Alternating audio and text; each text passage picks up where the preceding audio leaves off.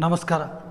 ಈ ಟಿ ವಿಯ ವೀಕ್ಷಕರಿಗೆ ಯೋಗ ಕ್ಷೇಮ ಕಾರ್ಯಕ್ರಮದ 190ನೇ ತರಗತಿಗೆ ಹೃತ್ಪೂರ್ವಕ ಸ್ವಾಗತ. ಮಂಡಿಯ ಕೀಲಿನ ಸ್ಥಿರತೆ, ದೃಢತೆ, ಬಲ ಮತ್ತು ಚಲನಾ ಸಾಮರ್ಥ್ಯ ಇವೆಲ್ಲಕ್ಕೂ ಉಪಯುಕ್ತವಾಗತಕ್ಕಂಥ ಅನೇಕ ಚಲನೆಗಳನ್ನು ಗಮನಿಸ್ತಾ ಇದ್ದೀವಿ, ಅಭ್ಯಾಸ ಮಾಡ್ತಾ ಇದ್ದೀವಿ. ಅದರಲ್ಲಿ ಸ್ವಲ್ಪ ಮತ್ತಷ್ಟು ಮುಂದುವರಿದ ಚಲನೆಗಳನ್ನು ತಿಳಿದುಕೊಳ್ಳೋಣ, ಅಭ್ಯಾಸ ಮಾಡೋಣ. ಯಾವುದೇ ಆಧಾರವಿಲ್ಲದೆ ನಾವು ಅಭ್ಯಾಸ ಮಾಡ್ತಕ್ಕಂಥ ಮಟ್ಟಕ್ಕೆ ಬರೋದು ಅವಶ್ಯಕ, ವಿತೌಟ್ ಎನಿ ಸಪೋರ್ಟ್. ಯಾಕೆಂದರೆ ನೆನಪಿರಲಿ, ನಾವು ಗೋಡೆ ಹತ್ತಿರ ನಿಂತ್ಕೊಂಡು ಮಾಡೋದಕ್ಕೂ ಗೋಡೆಯಿಂದ ದೂರದಲ್ಲಿ ನಿಂತ್ಕೊಂಡು ಮಾಡೋದಕ್ಕೂ ಸಾಕಷ್ಟು ವ್ಯತ್ಯಾಸ ಇರುತ್ತೆ. ನಾವು ಗೋಡೆಯನ್ನು ಹಿಡ್ಕೊಳ್ದೇ ಇರ್ಬೋದು, ಗೋಡೆ ಹತ್ತಿರ ಇದೆ ಅಂತಕ್ಕಂಥ ಒಂದು ಮಾನಸಿಕ ಸ್ಥೈರ್ಯ, ಅದು ಇಟ್ ಮ್ಯಾಟರ್ಸ್ ಎ ಲಾಟ್. ಅದು ಸಾಕಷ್ಟು ನಮ್ಮ ಈ ಸ್ಟೆಬಿಲಿಟಿ ಆ್ಯಂಡ್ ಬ್ಯಾಲೆನ್ಸ್ನ ಮೇಲೆ ಪರಿಣಾಮವನ್ನು ಬೀರುತ್ತೆ. ನಮ್ಮ ಸ್ಥಿರತೆ ಮತ್ತು ಸಮತೋಲನ.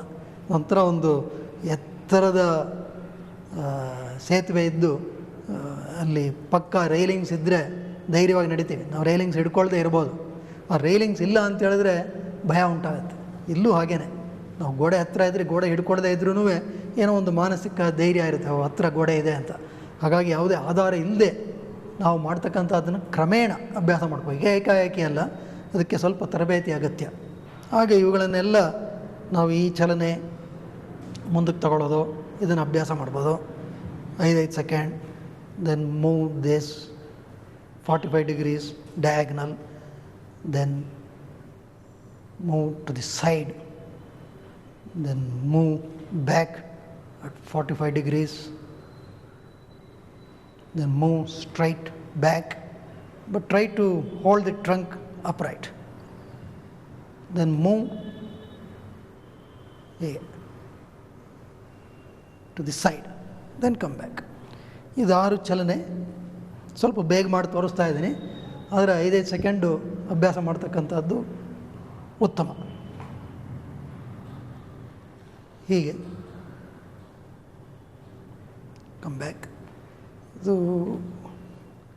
once you don't have support, then the feeling is different.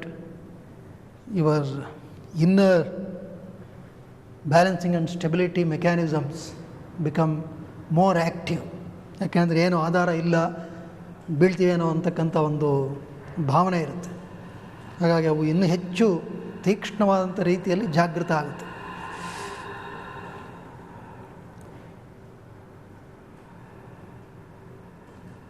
ಆಮೇಲೆ ಹಿಂದಕ್ಕೆ, learn to hold the trunk upright, then to the side.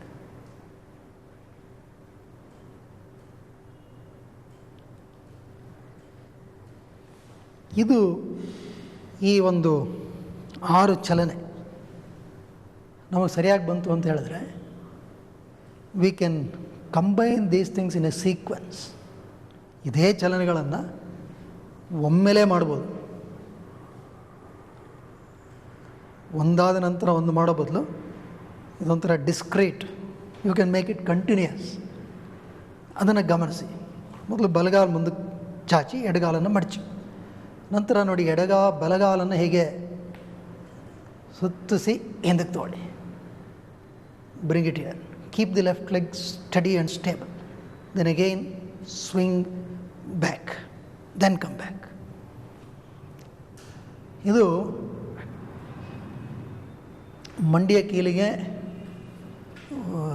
ಭಾಳ ಸಾಕಷ್ಟು ಬಲ ಮತ್ತು ಸ್ಥಿರತೆಯನ್ನು ತುಂಬತಕ್ಕಂಥ ಒಂದು ಚಲನೆ. ಎಡಗಡೆ ಗಮನಿಸಿ, ಬಲಗಾಲನ್ನು ಮಡಚಬೇಕು. ಎಡಗಾಲನ್ನು ಹೀಗೆ ನಿಧಾನಕ್ಕೆ ಸಾಧ್ಯವಾದಷ್ಟು ನೇರವಾಗಿ ಹಿಂದಕ್ಕೆ ತರಬೇಕು. ಆಮೇಲೆ ನಿಧಾನವಾಗಿ ಮುಂದಕ್ಕೆ, ದೆನ್ ಕಮ್ ಬ್ಯಾಕ್. ಅದು ನೆಲಕ್ಕೆ ತಗಲಬಾರ್ದು. The toe should not land on the floor. ಇದು ಭಾಳ ಮುಖ್ಯ. So this continuous movement gives a very good rejuvenating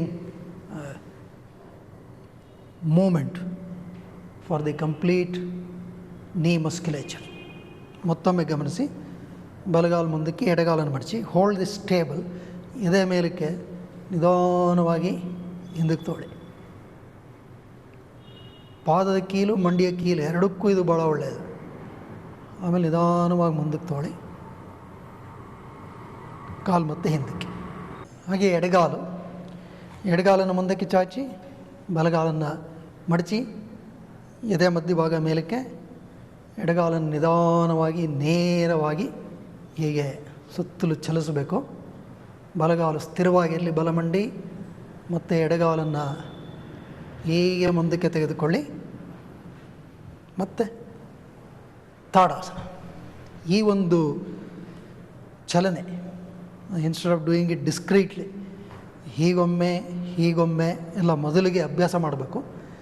ಇದು ಸಾಧ್ಯವಾದ ನಂತರ you can do it in a continuous fashion, so that this complete knee capsule gets or experiences the forces and movements in a multi-directional fashion, so that the complete intricate muscles and ligaments, they are energized, they are vitalized in a better way. ಇದು ಸಂಪೂರ್ಣವಾಗಿ ಅಲ್ಲಿರ್ತಕ್ಕಂತಹ ಆ ಸಂಕೀರ್ಣ ಸ್ನಾಯು ವ್ಯವಸ್ಥೆಯನ್ನು, ಅಸ್ಥಿ ವ್ಯವಸ್ಥೆಯನ್ನು ಜಾಗೃತಗೊಳಿಸುತ್ತೆ, ಪುನಶ್ಚೇತನಗೊಳಿಸುತ್ತೆ. ಆ ಕಾರಣದಿಂದಾಗಿ ಈ ವೈವಿಧ್ಯಮಯವಾದಂತಹ ಚಲನೆಗಳು ಮಂಡಿಯ ಕೀಲಿನ ಆರೋಗ್ಯದ ದೃಷ್ಟಿಯಿಂದ ಬಹಳ ಮುಖ್ಯ.